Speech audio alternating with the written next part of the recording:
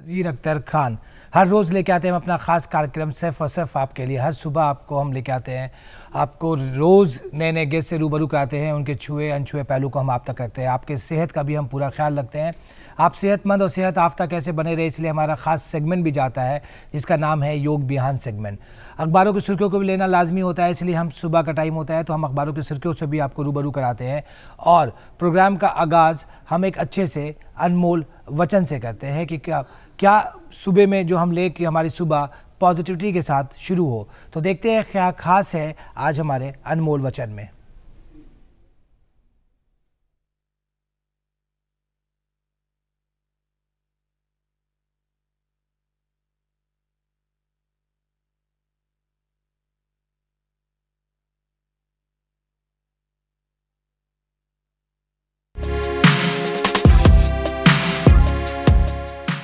महात्मा गांधी ने कहा था, एक विनम्र तरीके से आप दुनिया को हिला सकते हैं।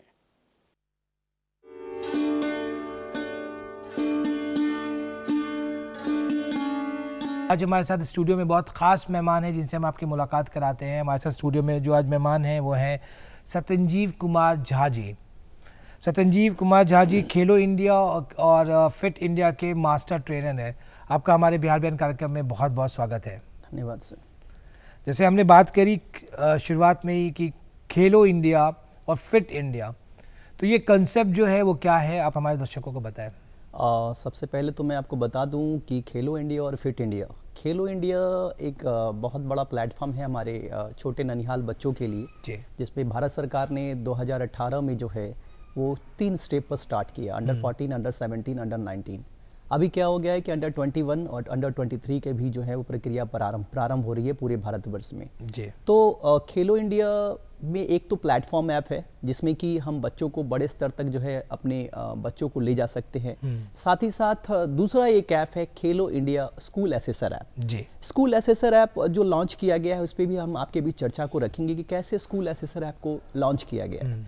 दूसरी बात आती है फिट इंडिया एसेसर ऐप। तो पहले मैं बता दूं, क्योंकि आज पूरे भारतवर्ष में जो है फिट इंडिया एसेसर ऐप माननीय प्रधानमंत्री जी 29 अगस्त 2019 को इसको लॉन्च किए। लॉन्च करने का रीज़न ये था कि हमारे भारतवर्ष में आपको पता होगा कि 2019 में मार्च में ही जो है वो कोरोना का प्रकोप पूरे भारतवर्ष में फैल गया।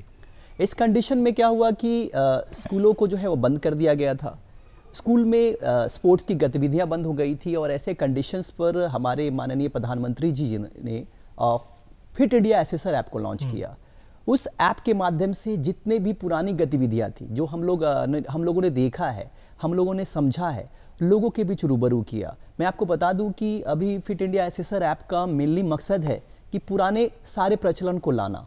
जैसा कि आप लोगों ने देखा होगा, कई बार हम लोग पहले अपने ज़माने में टायर चलाया करते थे, तो उस चीज़ को भी लाया गया, क्योंकि हर कंसेप्ट को क्लियर करना बहुत ज़रूरी है। और हमारे जो पेरेंट्स है या हमारे जो बच्चे हैं वो बिल्कुल ही नए युग में आ गए और वो सारी चीज़ों को भूल चुके हैं। इन द सेंस कि अभी आप लोगों ने देखा होगा कि एक बच्चा जो कि जॉब में अगर लग जाता है तो जो डेली की दिनचर्या में जो खान पान होता है वो ले नहीं पाता, वो मैगी, नूडल्स, इसके अलावा पिज़्ज़ा, बर्गर पर हम लोग चलने लगे हैं, जिसके कारण हम लोग जो है अभी कोरोना में आपने देखा है कि हम लोगों को झकझोरा इन द सेंस कि एक एनालिसिस किया गया कि सबसे ज़्यादा जो है मौतें जो हैं वो ड्यू टू हमारे फूड फैसिलिटीज़, हमारे जो है स्पोर्ट्स की गतिविधियों के ना होने के कारण हुआ। इसलिए माननीय प्रधानमंत्री जी ने फिट इंडिया एसेसर ऐप को लॉन्च किया।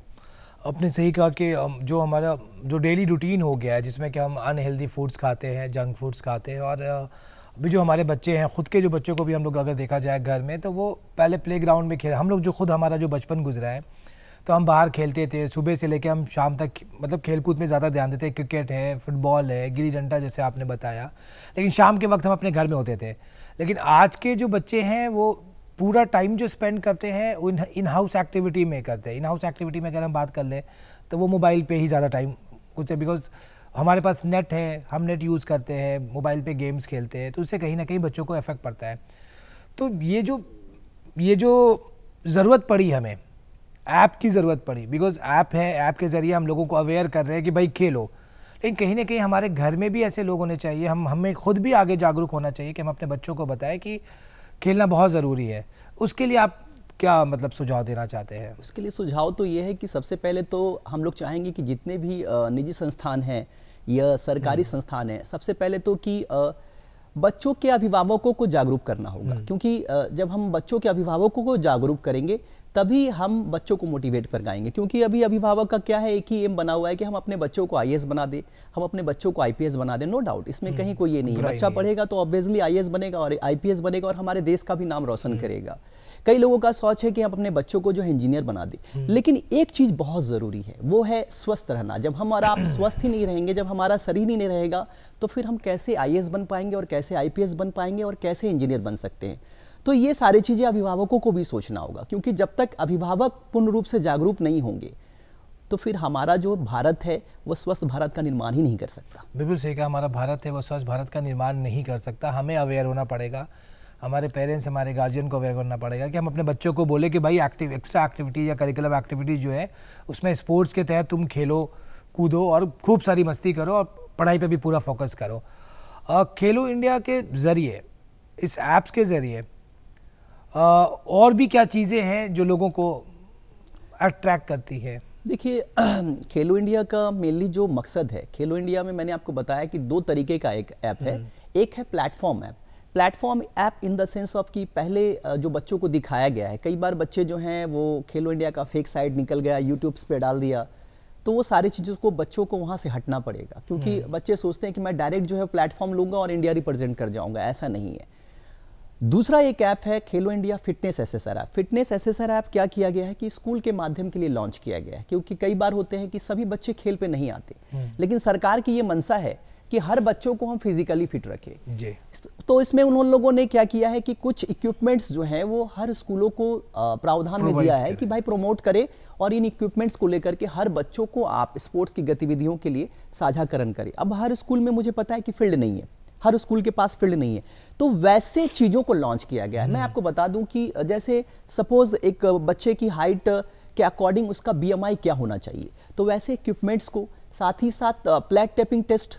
प्लेट टेपिंग टेस्ट से क्या होता है, किसी बच्चे का हम फ्लेक्सिबिलिटी चेक कर सकते हैं कि अगर हम किसी को पोजीशन लेकर के और उसको डाउन कराते हैं तो उसकी फ्लेक्सिबिलिटी, उसके लिए कोई ग्राउंड की जरूरत नहीं है। सिट एंड रिच टेस्ट होता है। फ्लैमिंगो बैलेंसिंग टेस्ट में अगर किसी बच्चे को खड़ा करके एक ईंट पर उसका हम एक लेवल देख सकते हैं, तो उससे भी क्या हो सकता है कि ये जो ऐप के माध्यम से बच्चों का फिजिकल एफिशिएंसी फिट है या नहीं वो भी चेक कर सकते हैं। दूसरा जो लक्ष्य है वो खेलो इंडिया का, वो प्लेटफॉर्म ऐप है, जो बच्चे खेल में अपना कैरियर देखते हैं कि मुझे आई विल डू दैट, मुझे इंडिया रिप्रेजेंट करना है। उन बच्चों के लिए हम लोगों ने एक ऐप लॉन्च किया है जिसका नाम है खेलो इंडिया प्लेटफॉर्म ऐप। उसमें हमारे बच्चे अंडर 14, क्योंकि भारत सरकार ने 2018 में सबसे पहले अंडर 14 ही लॉन्च किया था, और 2018 में जब दिल्ली में ये गेम हुआ तो मेनली पूरे भारतवर्ष से बच्चे आए और आज आप देखेंगे जो तादादों की संख्या है बहुत ज़्यादा है। तो मेनली है बच्चों को एक बड़े स्तर तक ले जाना। आपको बता दूं कि आपके बिहार का ही एक बच्चा सुदामा यादव, जो कि मेडलिस्ट रहा है खेलो इंडिया का, और वो जूनियर टीम का एक इंडिया रिप्रेजेंटर का एक माध्यम भी बना। अलग बात है कि उसकी इंजरी हो गई वहाँ हांगकांग जाने के बाद, लेकिन सारा श्रेय जो है वो खेलो इंडिया के माध्यम से। यानी खेलो इंडिया एक ऐसा माध्यम है जहां से बच्चे direct to platform India represent कर सकते हैं। मतलब एक बड़ा प्लेटफॉर्म है जिसके जरिए आप अपने खेल को आगे बढ़ा सकते हैं और अपने देश में अपने स्टेट को भी रिप्रेजेंट कर सकते हैं, इंटरनेशनल लेवल पे भी आप देश को रिप्रेजेंट कर सकते हैं। जो आपने इक्विपमेंट्स की बात करी कि स्कूल में स्पेसेस नहीं होते, जगह नहीं होता, उसमें एक फिटनेस ऐप्स के ज़रिए भी हम बच्चों के एक्टिविटी को मॉनिटरिंग कर सकते हैं, तो क्या ग्रामीण क्षेत्रों में भी ये सारी चीज़ों को पहुँचाई जा रही है? बिल्कुल, ग्रामीण क्षेत्रों में भी सरकार की ये मंशा है और सरकार हर जगह पर अभी हमारे, आपको मैं बता दूं कि बिहार में जो हमारे शिक्षा विभाग के जो वरीय अधिकारियों हैं उनके साथ में हम लोगों ने विगत 2018 से लेकर के 2021 तक मेरा यही काम रहा, और ये जो काम हुआ इसमें सभी वरीय अधिकारियों ने काफ़ी सहभागिता दिखाई, और इवन जो टेस्ट के प्रोसीड्योर है वो हर जगह हो रहा है, चाहे बिहार की बात करूं, चाहे झारखंड की बात करूं, उत्तराखंड की बात करूं, सभी जगह पर राज्यों में जो जो इक्विपमेंट्स हैं हम लोगों ने डाला साई की तरफ से, स्पोर्ट्स अथॉरिटी ऑफ इंडिया के माध्यम से, कि ये इक्विपमेंट्स आप लोग जो है हर स्कूलों को परचेस कराएं, तो मुहैया हो रही है। और जहां नहीं हुई है प्रखंड लेवल पर, छोटे गाँवों में, वहां भी ये मुहैया कराई जा रही है ताकि बच्चों को स्वस्थ रखा जाए। हर बच्चा खिलाड़ी नहीं बनना चाहता, लेकिन हमें स्वस्थ रखना है, हमें स्वस्थ भारत का निर्माण करना है। इस उद्देश्य से हम लोग जो है वो बच्चों को फिट रखने के लिए इन सारे ऐप्स के माध्यम से बच्चों को फिट रखने के लिए प्रावधान देते हैं, ताकि हमारे बच्चे अगर उस ऐप पे जुटते हैं, हम अगर किसी एक्टिविटीज़ को बच्चे को करा रहे हैं वहाँ पर और बच्चे को बताते हैं बेटा आपका वेट जो है वो बढ़ गया, अचानक उस बच्चे को लगता है अच्छा मैं ओवरवेट हूँ, यानी कि मेरे को अब जो है डाउन करना पड़ेगा, उसकी टेंशन बढ़ जाती है। फ्लेक्सिबिलिटी अगर हम करा रहे हैं, किसी बच्चे को अगर हम खड़ा कर रहे हैं और उसकी फ्लेक्सिबिलिटी के लिए एक ईंट पर वो कितने देर तक, अगर 60 सेकंड का ऐप पे दिया हुआ है, वो 60 सेकंड नहीं रहता है, 20 सेकंड में तो उसको दिखाता है पुअर कैटेगरी है, तो वो बच्चा डरता है, अरे मैं 20 सेकंड ही रहा।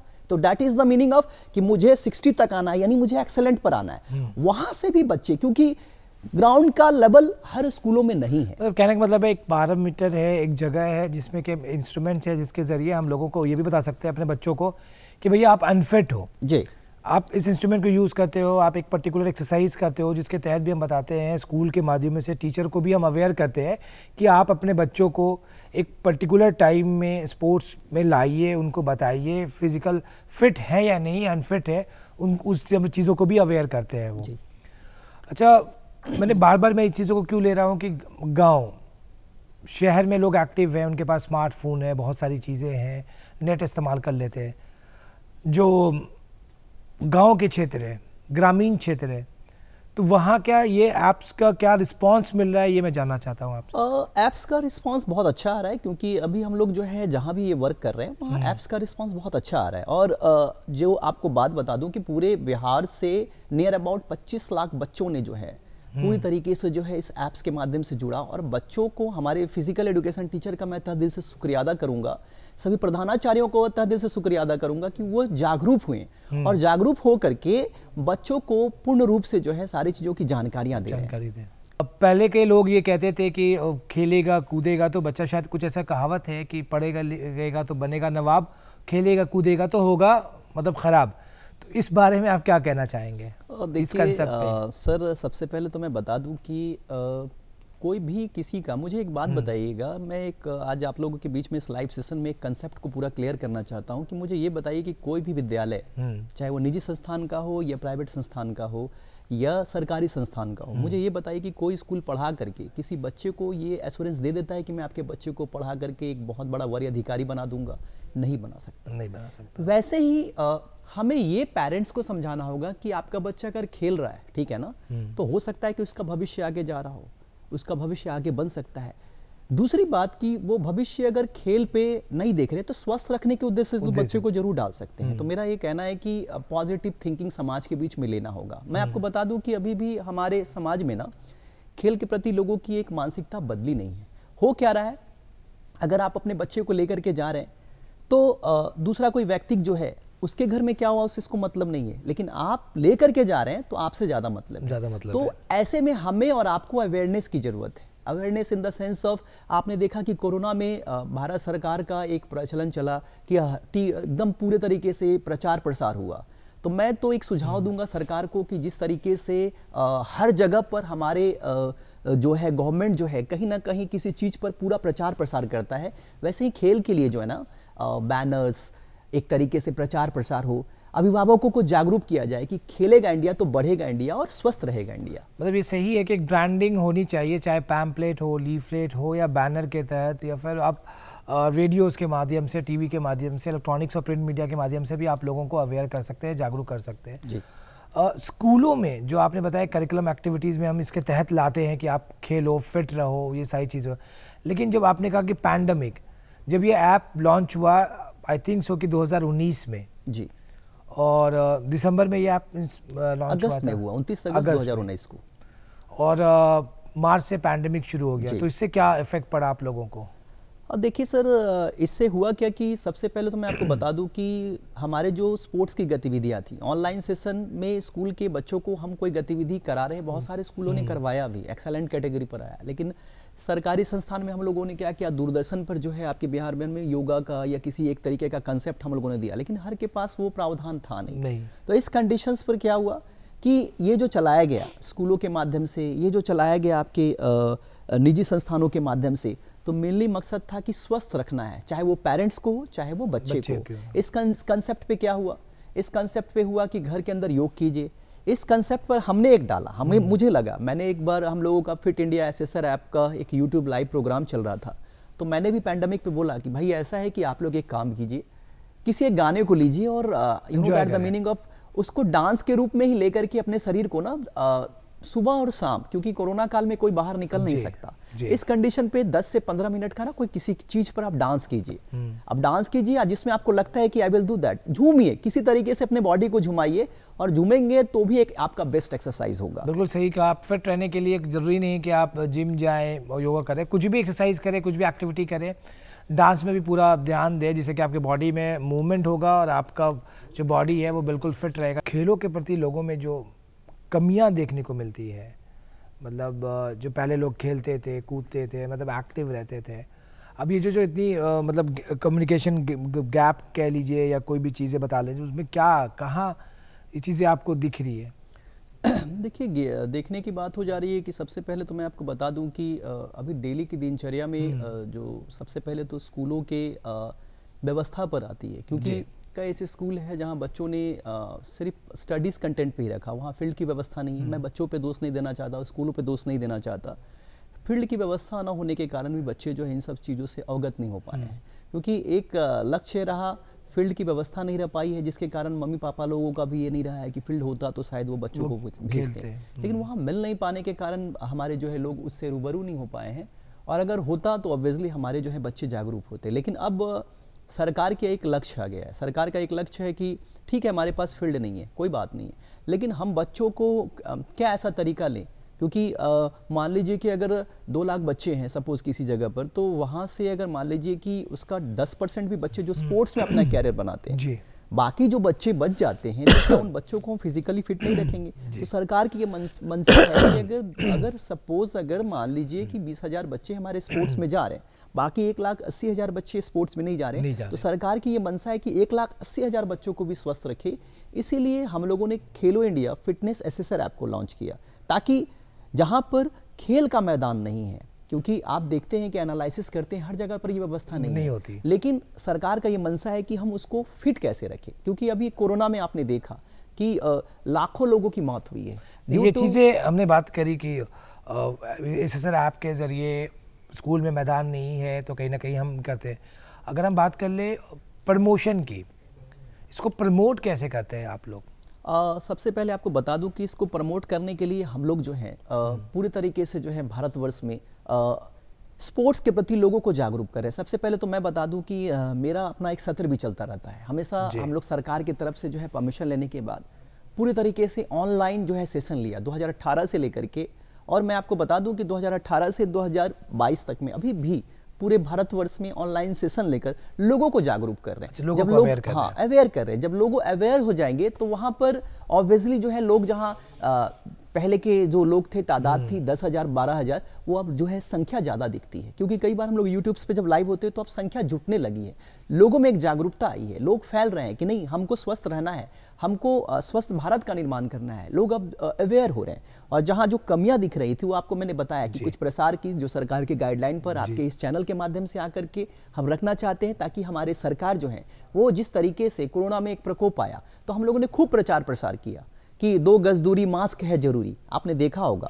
उसी तरीके से खेल के बारे में भी अगर सरकार की एक मनसा चले कि हर जगह एक प्रसार हो, बैनर बने, तो देखेंगे आप कि स्पोर्ट्स का वो दिन दूर नहीं होगा जहां पर कि 2024 में इंडिया जो है वो टॉप कैटेगरी पर सबसे ज्यादा ओलंपिक में पदक पाएगा। तो हम कह सकते हैं कि 2024 में जो हमारा उद्देश्य रहेगा वो इंटरनेशनल लेवल पे कि अपने देश को हम ज़्यादा से ज़्यादा मेडल दे सके। जी बिल्कुल।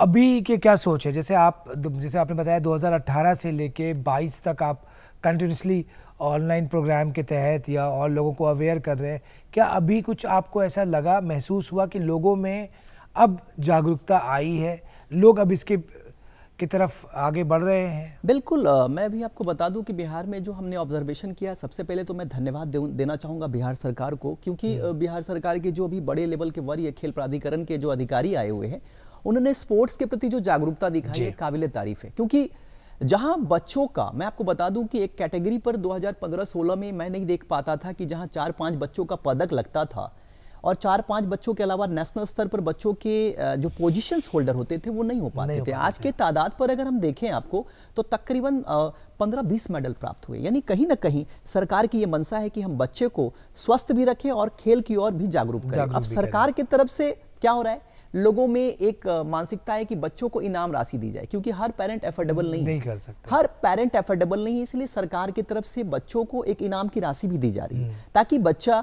उससे किट्स खरीद सके, बच्चा अपना जो है इक्विपमेंट्स ले और बच्चा फिर आगे एक बड़े लेवल तक जो है वो प्लेटफॉर्म के लिए अपना एक सपना देखे। इवन हम लोगों के तरफ से, क्योंकि भारत सरकार की तरफ से तो एक अलग खेल प्रोत्साहन पुरस्कार का जो है विवरण जो है 2023 में लॉन्च होने जा रहा है, क्योंकि जो बच्चे जूनियर स्तर पर हम लोग क्या करते थे, आपने देखा होगा नेशनल लेवल पे या स्टेट लेवल, इंटरनेशनल लेवल पर या नेशनल लेवल पर खेलते थे तो हम लोग किसी को अवार्ड देते थे, बड़े प्लेयर। अब हम लोग छोटे लेवल पर भी बच्चों को अवार्ड देने जा रहे हैं, क्योंकि बिहार सरकार में देखा होगा आप लोगों ने कि दक्ष नाम के एक अवार्ड को जो है लोग घोषित करते हैं, और घोषित करने के बाद पूरे काबिले तारीफ है, क्योंकि इन लोगों ने वर्क किया है और बच्चे भी खुश हैं।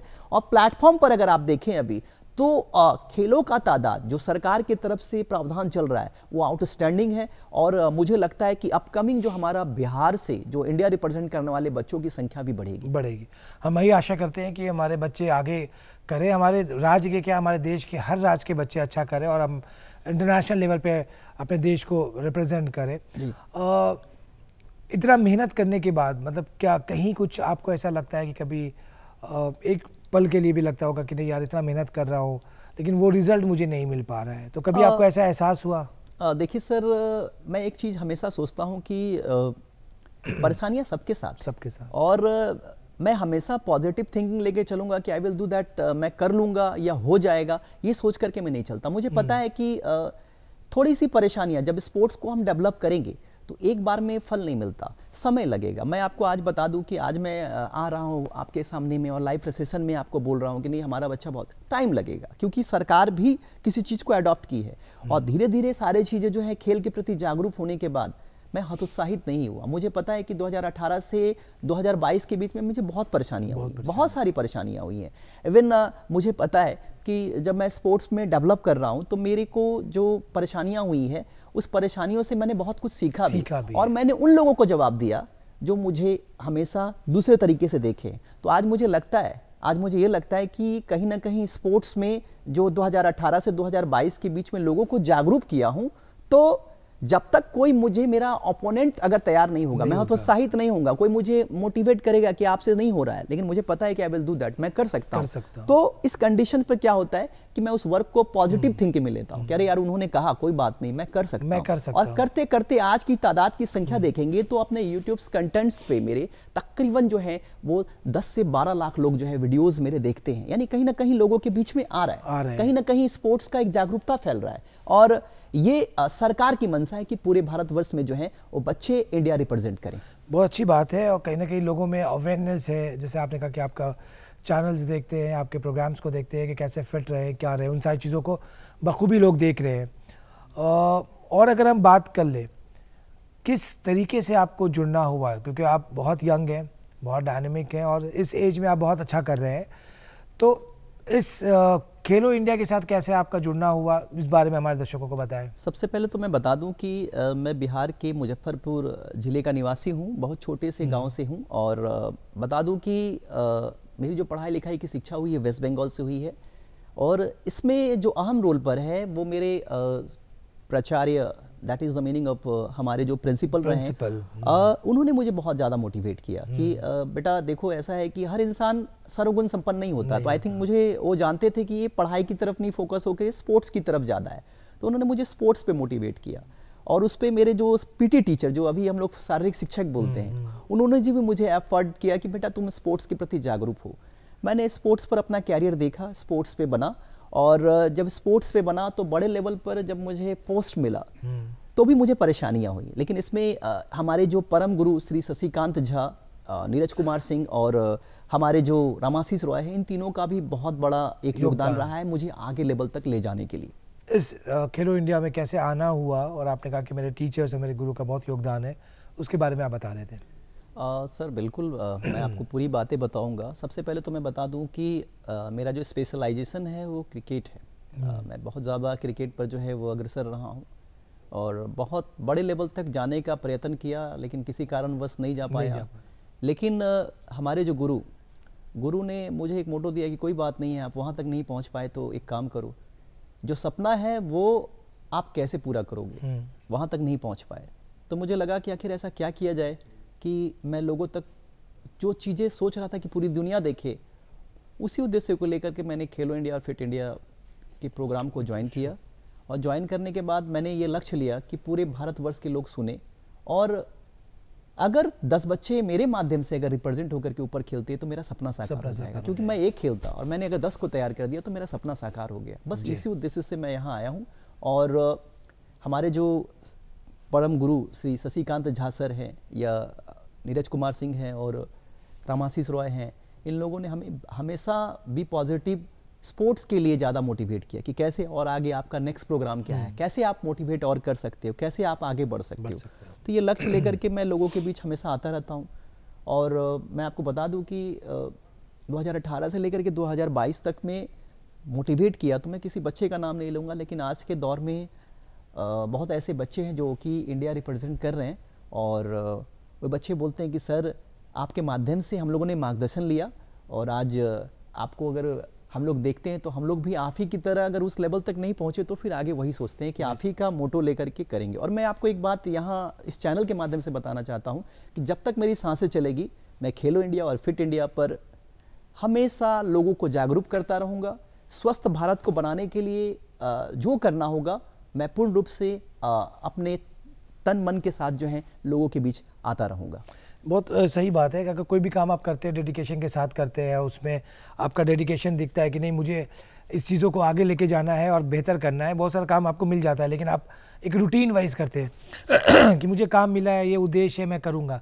लेकिन आप में डेडिकेशन है कि नहीं मुझे आगे जाना है, अपने साथ साथ उन बच्चों को भी आगे लेके जाना है जो आगे जाके प्राउड फील करें। जैसे अभी वो कहते हैं कि आपको अच्छा महसूस होता है कि आपके स्टूडेंट्स, आपके बच्चे स्टेट लेवल पे, नेशनल लेवल पे और इंटरनेशनल लेवल पे जाके अपने देश को रिप्रेजेंट कर रहे हैं।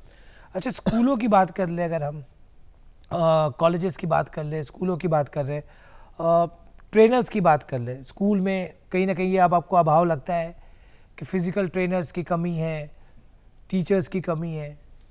देखिए सर, सबसे पहले तो इसके प्रति जो है सरकार की जागरूकता फैली है और जैसा कि अभी हमने देखा है, लेकिन मैं भी चाहूँगा, मैं किसी के पक्ष में और विपक्ष में नहीं बोलना चाहता हूँ, लेकिन एक चीज़ है जो कि हमारे बड़े वरीय अधिकारी ने भी बिहार खेल प्राधिकरण के माध्यम से लोगों के बीच जागरूक रखा था कि एक छोटे लेवल का जो नीचे स्तर का जो एक वरीय मजदूर जो होता है उसकी सैलरी जो है 8,000 होती है। हाँ। छोटे लेवल पर होता है। और हम लोग जो स्वास्थ्य अनुदेशक की जो बहाली कर रहे हैं अभी हमने देखा है वो 8,000 रुपये का। तो सरकार का ये बहुत अच्छा स्कीम है कि हम अनुदेशक की बहाली कर रहे हैं, लेकिन अनुदेशक की जो बहाली कर रहे हैं उसमें अगर हम जो एक स्केल है एक निर्धारित अच्छा कर दे तो हमारे जो शारीरिक शिक्षकों को एक पे स्केल अगर बेटर मिल जाएगा तो हमारे जो ट्रेनर्स हैं वो बहुत अच्छा वर्क कर सकते हैं, क्योंकि सरकार का एक मंशा है कि स्वस्थ भारत बने। और अभी इन लोगों ने जो अनुदेशक की बहाली की है, विभिन्न राज्यों में जो है अनुदेशक की बहाली हुई है, वो प्रक्रिया बिल्कुल ही है और इसमें सरकार लगी हुई है। मैं देख रहा हूँ कि हमारे वरीय अधिकारी जो है, बड़े बड़े लेवल के अधिकारी भी इस पर जो है अपना वक्तव्य दे रहे हैं कि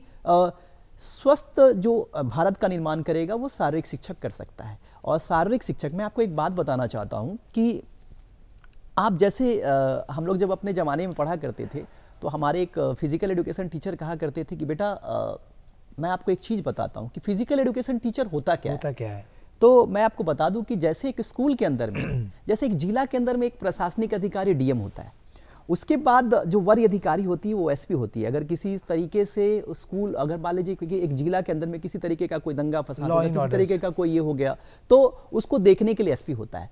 वैसे स्कूल के अंदर में एक जिलाधिकारी जो है वो प्राचार्य होता है, that is the meaning of principal. और प्रशासनिक व्यवस्था, किसी तरीके का कोई गलत गतिविधि स्कूल के अंदर में ना हो, वो फिजिकल एजुकेशन टीचर का होता है। तो आप समझिए कि अगर आप अपना लक्ष्य लेकर के, बेटा अगर चाहते हो कि तुम पढ़ लिख करके फिजिकल एजुकेशन में जाना चाहते हो, स्पोर्ट्स डेवलपमेंट में जाना चाहते हो या स्पोर्ट्स ट्रेनर में जाना चाहते हो, तो ये जरूर लोगों को बताना कि आप physical education teacher as a वरीय अधिकारी के रूप में, एसपी के रूप में गिने जाते हो, यानी कि वरीय अधिकारी के रूप में गिने जाते हो। कई बार होता है कि भाई हम तो फिजिकल एजुकेशन टीचर हैं, हमारा क्या रोल होता है। मैं आपके यहाँ चैनल के माध्यम से बताना चाहता हूँ कि सर आप एक बहुत बड़े पिलर हैं और जो चीज़ें आप लोग चाहते हैं कि सरकार की तरफ से, वो सरकार भी इस चीज़ों पर फोकस कर रही है, सरकार भी इसके लिए लड़ रही है। सरकार ऐसा नहीं है कि सरकार नहीं कर रही है किसी चीज़ को, तो वहाँ फोकस हो रहा है। शारीरिक शिक्षकों के लिए जो है बहाली की भी प्रक्रिया चल रही है। और दूसरे तरीके से, क्योंकि सबसे बड़ी बात है कि जो आप देखेंगे बिहार में जो फिजिकल एजुकेशन टीचर्स जो पुराने हैं, उनको नई पद्धतियों से हमारे जो खेल प्राधिकरण है ट्रेनिंग भी दे रही है। और अभी सरकार की तरफ से, सेंट्रल की तरफ से भी एक प्रावधान आ रहा है, जो कि 2023 में हम लोग मार्च में निकालने जा रहे हैं कि 10 दिन 15 दिन का हम लोग दिल्ली में कैंप लगा रहे हैं, ताकि हमारे जो शारीरिक शिक्षक है वो ट्रेंड हो, नए स्किल की जानकारियां प्राप्त करे और अपने बच्चों को नई पद्धतियों से, क्योंकि बहुत सारे ऐसे हैं जो गेम में प्रतिदिन नई नई रूल्स एंड रेगुलेशंस आती है, और जब वो ट्रेंड होंगे तभी तो वो बच्चों को ट्रेंड होंगे। इस उद्देश्य से हम लोग जो है वो शारीरिक शिक्षकों को भी प्रशिक्षण देंगे, और प्रशिक्षण देने के बाद जो आप देख रहे हैं वो तादाद आपको बिल्कुल बड़े लेवल पर मिलेगा। एक फिजिकल टीचर्स या एक आपने जो कहा, एक जो शारीरिक शिक्षक होते हैं वो खुद अगर ट्रेन होंगे तभी उनके बच्चे ट्रेन होंगे। बिल्कुल बिल्कुल। तो ये कहीं ना कहीं अच्छी पहल है सरकार की तरफ से, केंद्र सरकार या हो या राज्य सरकार हो, सब मिलकर कोशिश कर रहे हैं कि हम पर्टिकुलर कैंप ऑर्गेनाइज करें, पर्टिकुलर ट्रेनिंग ऑर्गेनाइज करें, जिसके तहत हम शिक्षकों को भी ट्रेन करें ताकि वो अपने बच्चों को अच्छा कर सकें जी। ये जो मैं बार बार बोलता हूँ कि इतना कुछ मेहनत कर रही है भारत सरकार खेल के प्रति। पहले के दौर में बच्चे खेलते थे, कूदते थे, उनको मतलब आपको अवेयर करने की ज़रूरत नहीं पड़ती थी। आज आप लोगों को पूरी टीम लगी है, मेहनत कर रही है कि लोगों को बता रहे हैं आप फिट रहो, स्कूल के माध्यम से, कॉलेज के माध्यम से, टीवी के माध्यम से, रेडियो के माध्यम से, कि खेल के प्रति लोगों को जागरूक कर रहे हैं ताकि वो फिट रहे। तो कहाँ कमी दिखती है? सर सबसे पहले जो कमी दिखी है, कमी मेनली है कि हम लोगों ने अपने कंसेप्ट पे एक ही चीज़ को पकड़ा दिया था। पहले ये चीज़ नहीं था। पहले ये था कि नहीं, बच्चों को स्वस्थ रखना है तो अपने आप में जो है बच्चे भी समझ रहे थे, हम भी समझ रहे थे, आप भी समझ रहे थे, और इस तरीके से वर्कआउट ले लिया करते थे। आज की डेली की दिनचर्या में हो गई है ओनली फॉर स्टडीज़। मैं तो बोलता हूँ कि स्टडीज़ बहुत ज़रूरी है। बिना पढ़े लिखे हुए ना मैं डॉक्टर बन सकता हूँ, ना मैं इंजीनियर बन सकता हूँ। तो मेरा कहना है कि पढ़ना जरूरी है, लेकिन आप जब आप रहेंगे ही नहीं तो फिर कैसे आप डॉक्टर और इंजीनियर का सपना देख रहे हैं? तो मेरा उद्देश्य है कि स्वस्थ रखने के उद्देश्य से हर को प्रचार प्रसार। और अभी आप लोग देख रहे हैं कि कई बार हमको एक बात बताइए कि 2019 में कोरोना आया, खूब प्रचार हुआ, स्वस्थ रहिए, खूब प्रचार चला, ये चीज़ें कभी भयावह रूप ले ले। तो इस कंडीशंस को देखते हुए सरकार की मंशा आई है कि पूरे, आपको एक बात बता दूं कि हमारे इंडिया का जो एक एनालिसिस ग्राफ है, आपको बता दूं, स्वस्थ भारत के निर्माण में वो 120वें नंबर पर है, और स्पेन जो है वो नंबर 1 है। क्या रीज़न है? रीज़न ये है कि हर घर, हर लोगों को जागरूक किया जा रहा है। और आज जो ये जागरूक मैं इस चैनल के माध्यम से आकर के लोगों के बीच में करना चाहता हूँ कि बिहार की जो जनसंख्या है, वो जनसंख्या को ज़्यादा से ज़्यादा मात्रा में हम स्वस्थ भारत के निर्माण में हर व्यक्ति को, गांव कोने गस्पे हर जगह पर देखना चाहते हैं कि स्वस्थ हो, स्वस्थ भारत के निर्माण में कुछ ना कुछ योग करे, व्यायाम करे, कसरत करे और भारत को आगे बढ़ाए। बहुत शुक्रिया, आपने अपना कीमती वक्त निकाला और बहुत सारी जानकारी दी लोगों को फिट रखने के लिए कि वो कैसे फिट रहें और कैसे अपने देश को, राज्य को रिप्रेजेंट करें बाहर में खेल के माध्यम से। बहुत बहुत शुक्रिया आपका अपना कीमती वक्त निकालने के लिए। दर्शकों, आज हमारे साथ खास मेहमान स्टूडियो में मौजूद थे जिन्होंने खेल इंडिया और खेलो इंडिया और फिट इंडिया के तहत आप लोगों को अवेयर किया कि कैसे आप फिट रह सकते हैं, कैसे आप अपने जीवन में योग के माध्यम से, स्पोर्ट्स के माध्यम से भी आप बेहतर कर सकते हैं अपने लाइफ में। एक फ्यूचर में एक अलग गोल लेके भी चलेंगे तो आप कामयाब होंगे खेल के माध्यम से भी। दर्शकों, अब वक्त तो चला आपसे अलविदा कहने का, लेकिन उससे पहले कि हम बार बार कहते हैं कि आपको ये प्रोग्राम हमारा कैसे लगता है, आप अपने ख़त के माध्यम से, लेटर के माध्यम से भी हमें आप बता सकते हैं कि इस प्रोग्राम में हम क्या चेंजेस करें, क्या कुछ नया लाएं। इसीलिए आपको हमारा पता नोट करना पड़ेगा। तो उठाइए कलम और कागज़ और नोट कीजिए हमारा पता। हमारा पता है निर्देशक डीडी बिहार, दूरदर्शन केंद्र, पटना, फ्रेजर रोड 80001। हमारा ईमेल आईडी है director ddkpatna@gmail.com।